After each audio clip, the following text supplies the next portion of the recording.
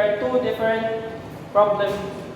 And the first one is determine the torque which causes a maximum shearing stress of 70 megapascal in the steel cylindrical shaft shown.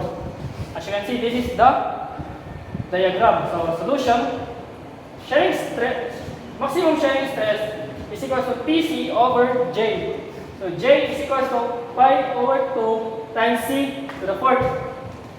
And pi over 2 times C to the third.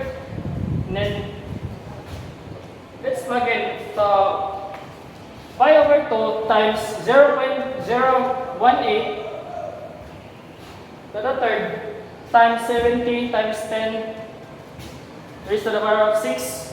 And the answer you can get is 641 Newton meter. So let's move to for the next problem. Determine the maximum shearing stress caused by a torque of magnitude T is equals to 800 Newton meter. So solution, maximum shearing stress is equals to PC over J. So where J is equals to pi over 2 times C to the fourth.